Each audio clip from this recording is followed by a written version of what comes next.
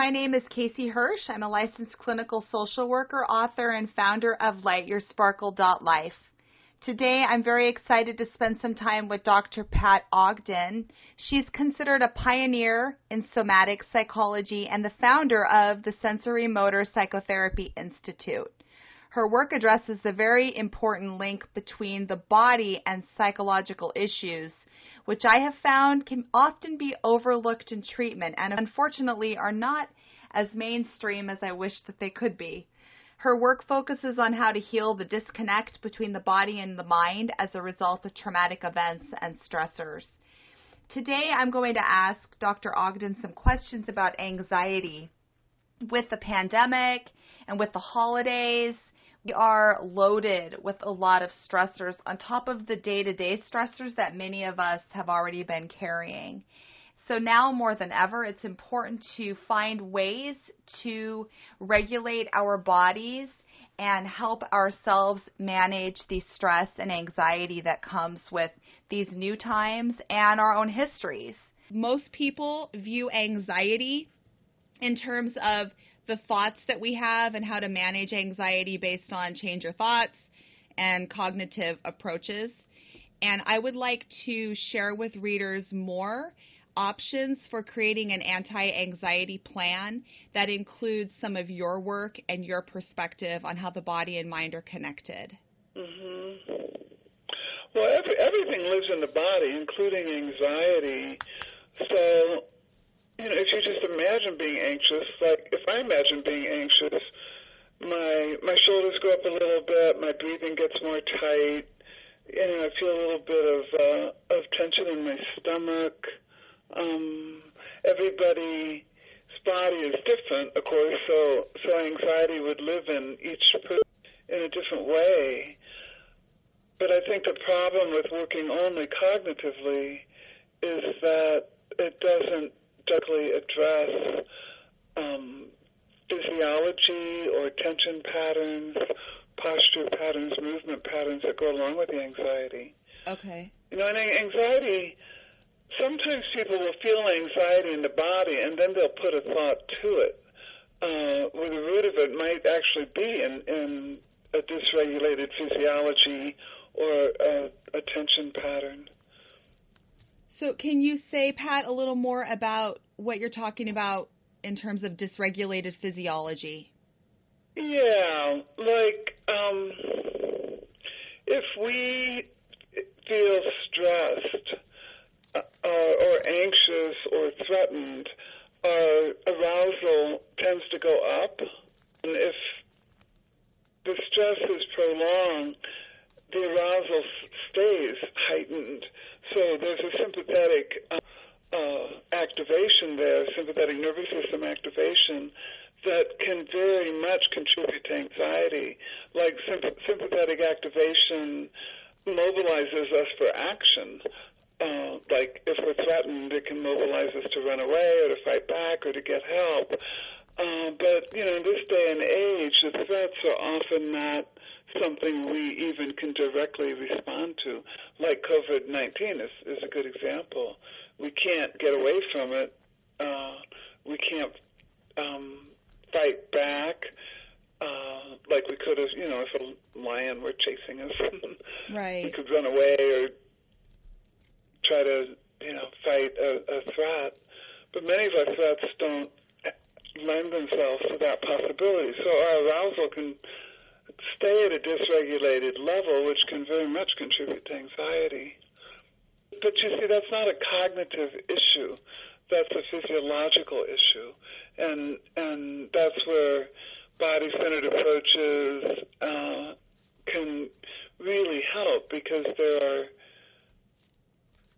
things you can do in your body to counteract how your body is holding the heightened arousal or the anxiety.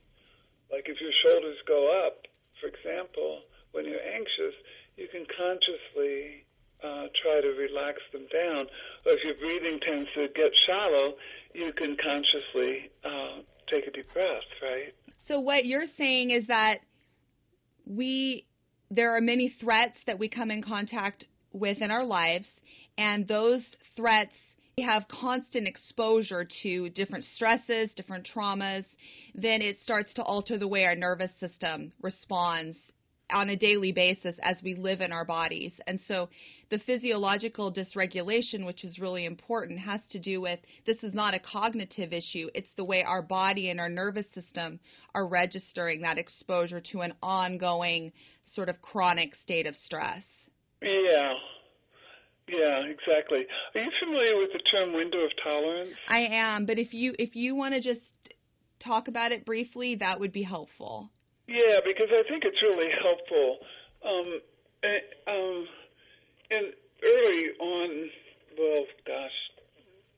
20, 30 years ago now, I think around 1990, many of my clients had trouble just staying in a regulated zone.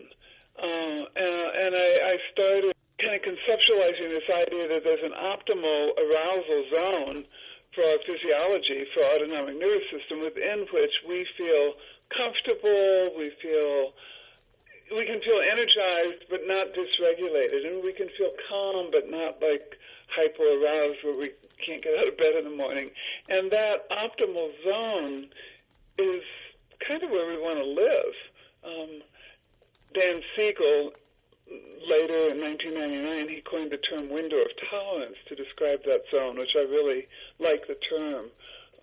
But when we're triggered by an internal phenomena, like just tensing your body is an internal trigger, or an external trigger, arousal tends to go outside of the window. So we can use our bodies as our friends and resources to help us keep arousal into that window. And the first thing we can do is we can recognize, like, what are our triggers? Like, watching news. Too much news is a trigger for me, for example. So, okay, I know that trigger. I know when I watch too much news, my body starts to pull in. So what that means, and everybody's body responds differently, but if you know your trigger and you can identify how your body responds, then you have a tremendous tool to, like, do the opposite in your body. Like, I can expand, I can take a breath, I can expand my arms.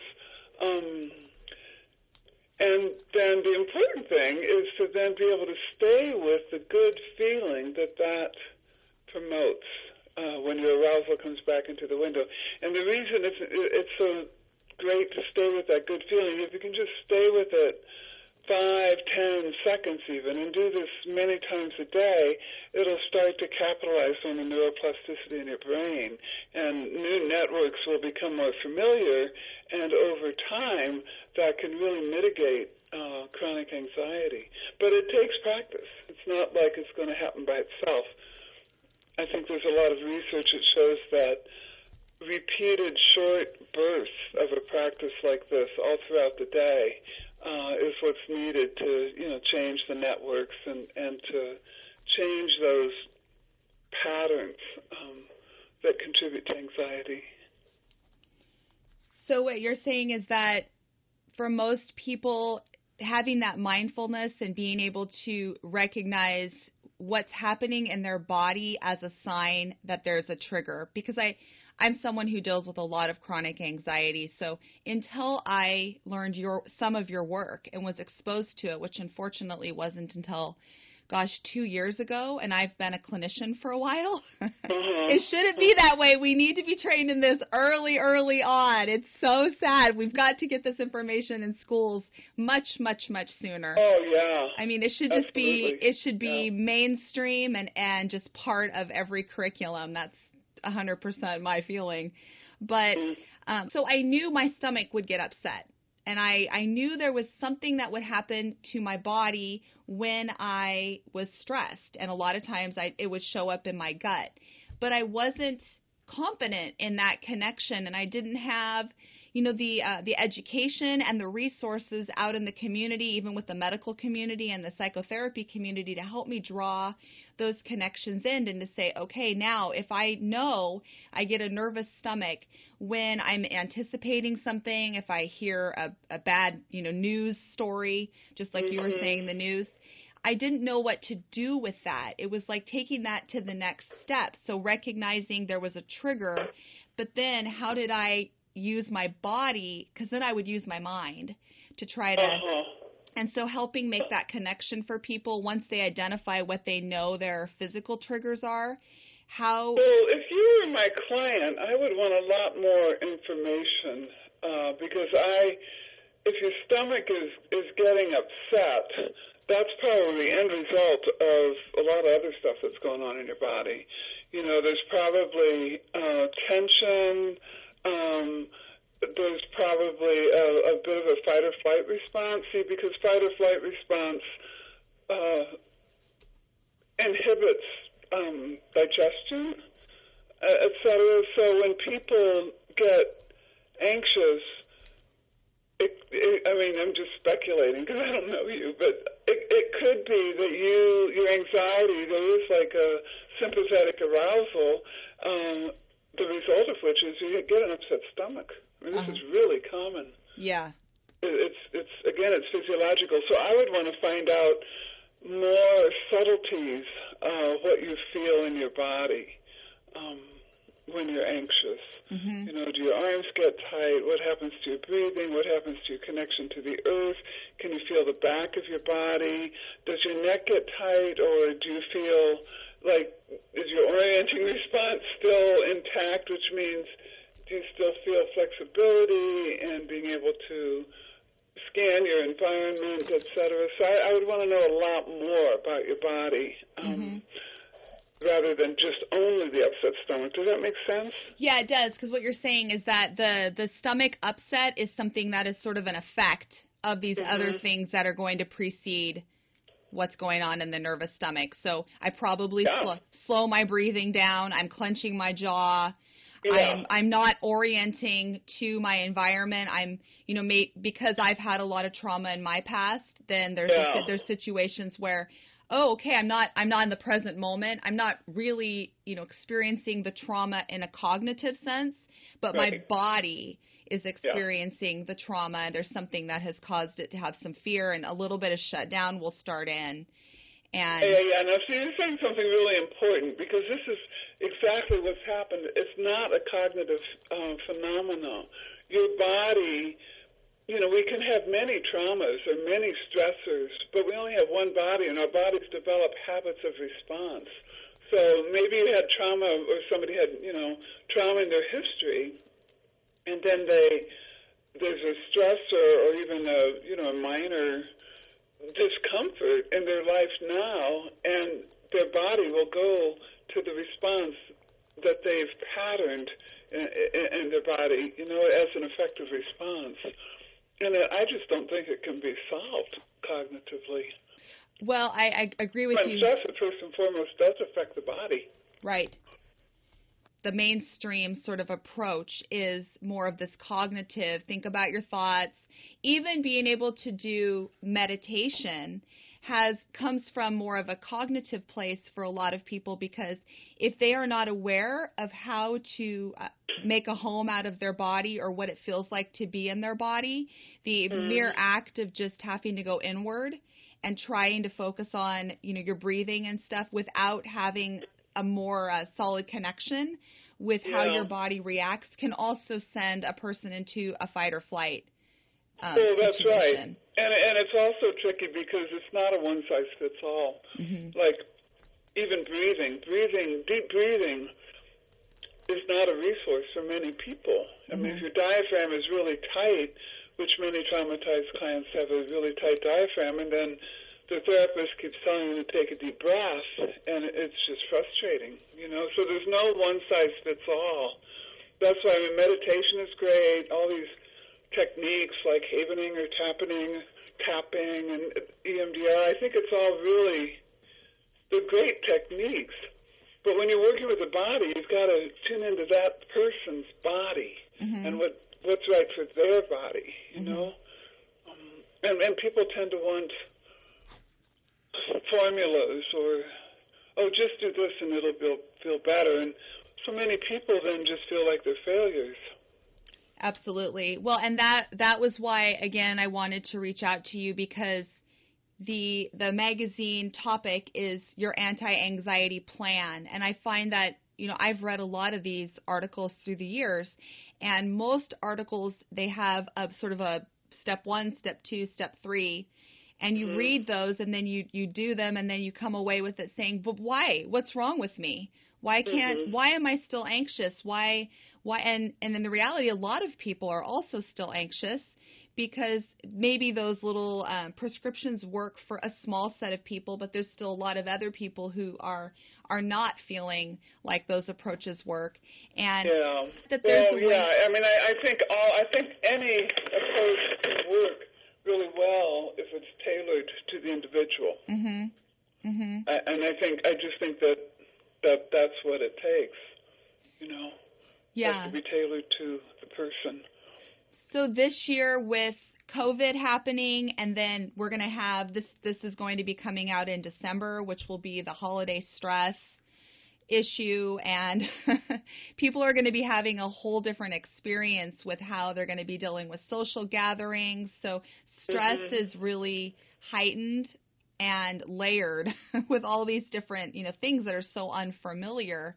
What types of suggestions could you make for people who are struggling with anxiety and they just want to somehow feel better? Well, it's hard to give any suggestion that will work for everybody.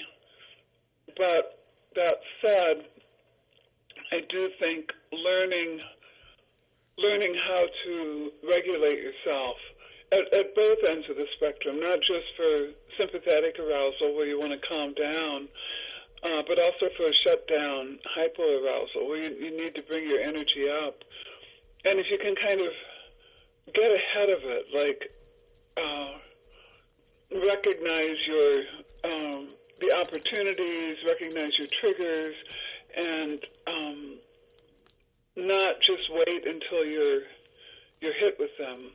Like kind of plan ahead, like, okay, I'm gonna, like when you wake up in the morning, to think about how you want to live in your body throughout the day.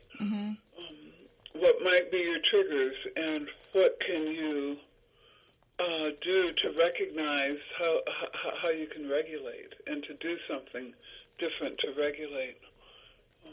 It's again, these are all kind of generalities that each person would have to take and apply specifically to their body. Right. And Pat, to me, that's the most important piece, is that people have to first make a connection that their body is giving them messages and giving them information. I feel like it seems so basic because once you know it, you're like, it seems so obvious, but I find that it's not that obvious for a lot of people who, we still know people. I mean, I hear all the time, people who will say, oh, I've had this chronic headache and it just doesn't go away. And no matter what I do, I can't get over my headache. Well, that connection between the stress, which is looking at, okay, well, did something happen in my job this week? Am I getting enough sleep? We're very wired, I feel like, as a society, too, to be just super rushed and to kind of plow through and use our bodies a bit like a machine. And that's really true. And to disconnect from that. And I think sometimes just the awareness for people to ask themselves and check in and say, okay, what are your eyes doing in this moment? Like, are they burning? Are they squinting? Are they wide open? Do they feel tired? Do they feel heavy? Sometimes just helping people get a sense of what is each body part doing in the moment, it's like that's such an important basic step. At least it has been for me. I've really did not have that connection to my body. and I couldn't articulate, where was the stress coming from. I would just have this rainfall of symptoms, and like you're talking about, getting ahead of it is so important. It's so important because once you're in that full-on stress response and you're so overwhelmed and your heartbeat is going fast, it's hard to calm down in that moment. Right. Exactly. You want to catch it before it becomes kind of overwhelming. Mm-hmm. Also, I think people need a little psychoeducation. Like, they don't understand how a physical pattern, like, without awareness, you tense up when in the face of your trigger. Your body just tenses up, but you're not aware of it. And then that tension will influence your emotions, your thoughts. It's like your body will prime you to think certain thoughts and feel certain feelings. For example, if your shoulders are puffed up and your chest up, it can predispose you to anger. Huh. Okay. Whereas if your body is slumped and kind of collapsed, it can predispose you to grief and sadness and all the thoughts that go along with those emotions. So I think people, with my clients, I find it's really important for them to have the experience of how their body primes their emotions and their thoughts. I think it's much more that way than the other way around. Yeah. So like you're saying is if a person tends to be, if they notice their body patterns and they tend to be someone who clenches a lot, is tense a lot, that alone is going to send a message to the emotional part of them that then affects the rest of their day and how they're going to feel and how they're going to respond to everything else around them. And to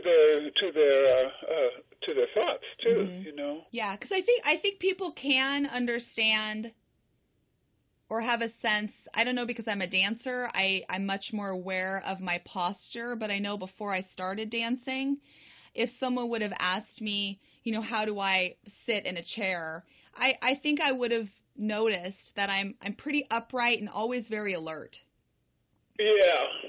Well, I mean, I don't know your body, but being upright is important, but you can be that can be also a mobilizing stance that can contribute to sympathetic arousal, right? Mm-hmm. Like being upright and alert, like a type A personality, we often think of as that. There's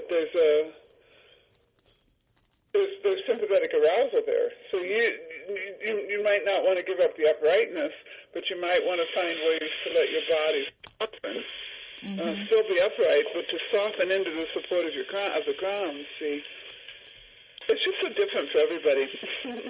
Yeah, well, that's what makes it very beautiful, Pat. That's what I love about the work you're doing, because there isn't a one-size-fits-all, and every body is different, and how everybody expresses their experiences is different. Right, exactly. And we also get away from that in this world. Everybody tries to fit themselves into a box, and you go to a physician or sometimes even a therapist, and they have a set of evidence-based protocols that they use, and then if the person doesn't have results, then the person starts to feel badly, and exactly. It's a terrible, terrible loop, one of which I've seen and I've experienced so many times in my life. And your work is so empowering, and that's important for people who are stuck, because they're often stuck because the right formula for their own body hasn't been identified. Yeah, exactly. So I love this idea of what you're saying, where you want to be engaged in that window of tolerance that you're talking about, where you're able to regulate. There's a balance where you feel like you're not shut down, you're engaged. So maybe you're upright and alert, but you're not overly activated, where you're having the tension and all the stress response. There's that fine little sweet spot where you're on, but you're not on too much. Yeah, right, exactly, or too little. Or too little. Mm-hmm. Okay. This is very, very helpful. So I know you've done a lot of work with people talking about the pandemic. You've been out there doing speaking and talking to people about how to address the stress of the pandemic.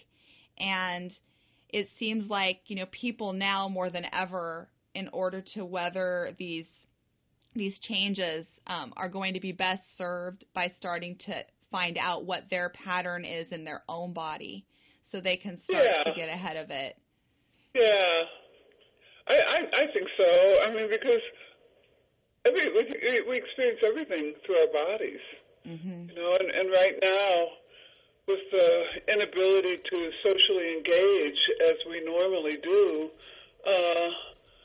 that's experienced physically too. We need that engagement. So I think people can also start to discover how they can execute those proximity-seeking actions that are biologically wired so that they can maintain connection, even in the pandemic, even when we're not, able to gather as we usually do.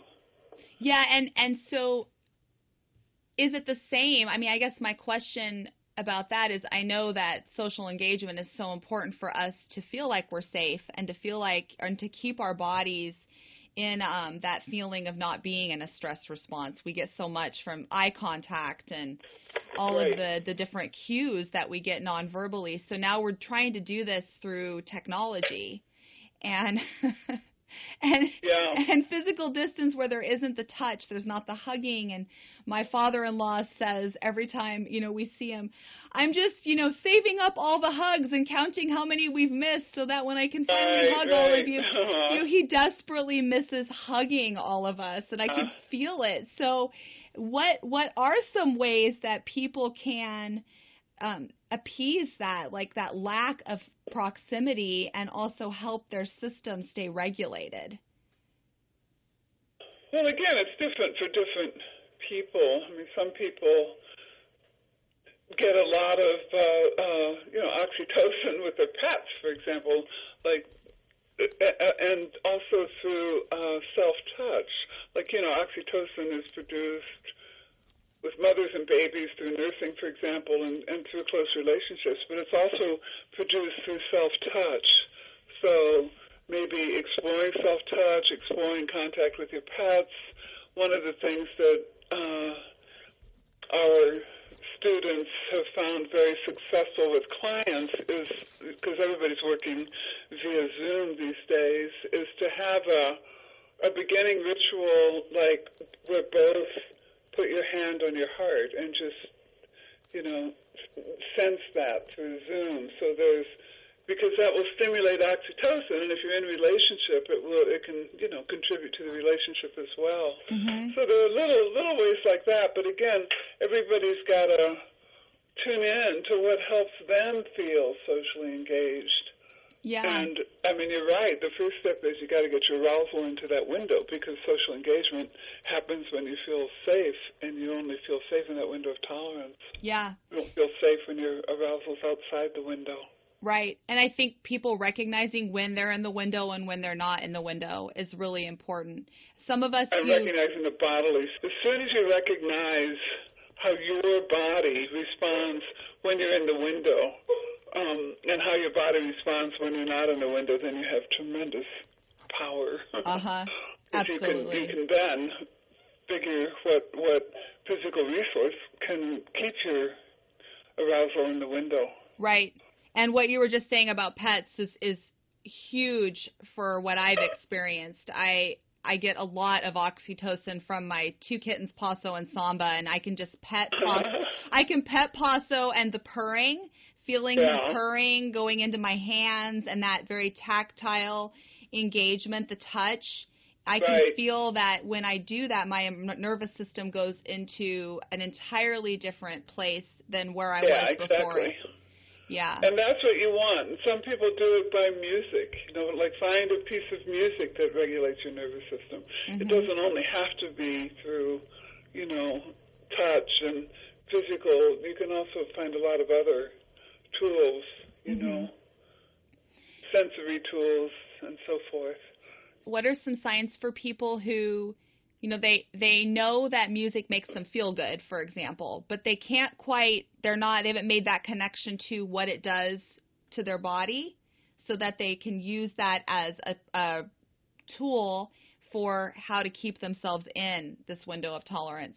What are some things that people can pay attention to when they're listening to music, for example, that start to help them connect those dots? I would say that if they notice how their body feels before they put on the music, like, you know, the sensation in their body, is their energy up or is it grounded? Is there tension in their body? Is their breath feel right to them? If they notice that and then put the music on and try to notice how your body changes, you can often get a tool, you know, like if someone notices that they're breathing in the front of their body and they're mobilized towards the front of the body, and then when they listen to the music, they just feel as if they're just leaning back and everything kind of settles and their breathing is not only in the front of their body, well, then they can just use that physical response as a tool, then even without the music. They can go, oh, right, I need to settle, I need to lean back, I need to feel the back of my body, breathe into the back of my body a little bit, that kind of thing.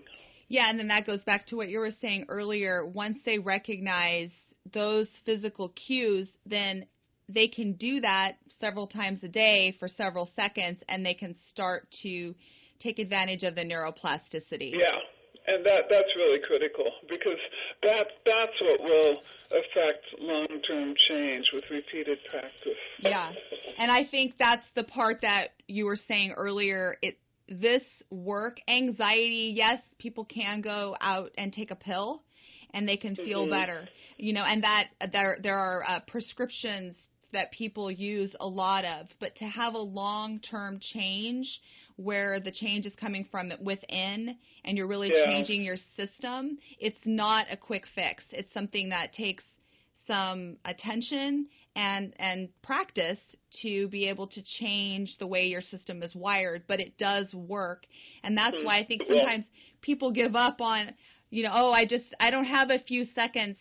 My sensorimotor psychotherapist will always say just a few seconds, just like let a little bit of the stress out, whether it's just a quick exhale or getting up and stretching. Even if it's just little seconds of doing that throughout the day, you're letting a little bit out of the pot. Well, I would say it's more that you're repatterning your system. Okay. I mean, if you think how long it took to establish these patterns, you can get a sense of, okay, I have to do something different repeatedly over time until it becomes automatic. Wow, this has been great. Thank you so much, Pat. Oh, great. Well, it's nice to talk with you, and good luck with your article. Let me know if I can be of help in the future. I really appreciate it. I look forward to reading your article when it's done. Yeah, it's I feel very always blessed when I get these opportunities to share information with the world and kind of, focus it on topics that I feel are very important. So that's wonderful. I appreciate you going down this road with me, and I have really enjoyed taking my own experiences with ballroom dancing in my own book that I'm writing and incorporating some of the work from your sensorimotor psychotherapy text. Oh, great. It's been a personal journey for me, and I've really enjoyed that process and have found so many connections that I'm really excited to share one day. So. Oh, wonderful. Well, good luck with all that. Thanks, Pat. Okay, be well. You too. Bye-bye. Bye.